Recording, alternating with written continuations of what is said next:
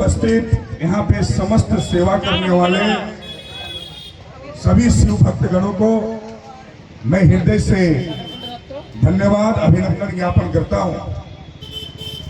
कांवर लेकर शिव जी के ऊपर जलाभिषेक करने के लिए जितने भी श्रद्धालु इस पथ पर अग्रसर हुए हैं, उन सबका सेवा कर आप सभी उनका भी आशीर्वाद पा रहे हैं।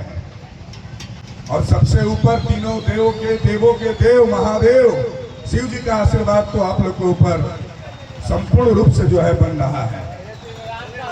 सेवा परमो धर्म हम लोग बचपन से पढ़े हैं और सुने हैं कि सेवा ही सबसे बड़ा धर्म होता है, और जो सेवा के मार्ग पर प्रशस्त होता है उसको बिल्कुल प्रत्येक समय जो है धर्म भी उनको साथ देता है और सभी देवी देवता और माता पिता का आशीर्वाद उन पर बनता है। तो निश्चित रूप से आप सभी ने जो आज कार्य किया है, ये कार्य आप लोग पिछले अनेक वर्षों से करते आ रहे हैं, लेकिन इस वर्ष 2026 का जो नजारा है वो कुछ और है।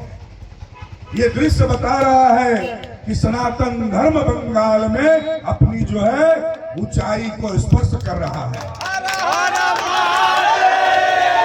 आदिकाल से सनातन धर्म चलते आ रहा है और अनंत समय तक चलता रहेगा। सनातन धर्म को कभी कोई रोक नहीं सकता।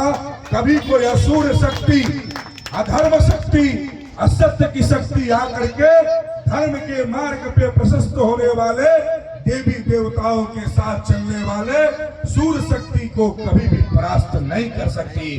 परास्त होता है तो असुर शक्ति परास्त होता है। इसलिए हम सबको भी धर्म के मार्ग पे सदैव प्रशस्त होना चाहिए। যারা ধর্মের মার্গে প্রশস্ত হয়ে তাদেরকে কোনোদিন কোনো ক্ষতি কেউ করতে পারবে না।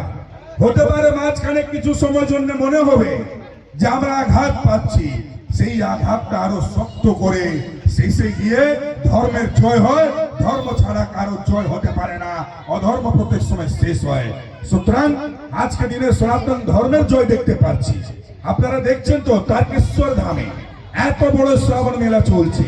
জীবনে কোনোদিন কেউ ভেবেছিল যে এত বড় শ্রাবণ মেলা পশ্চিমবঙ্গ সরকারের পক্ষ থেকে কোন সরকার চালাতে পারে? হ্যাঁ, চলেছে।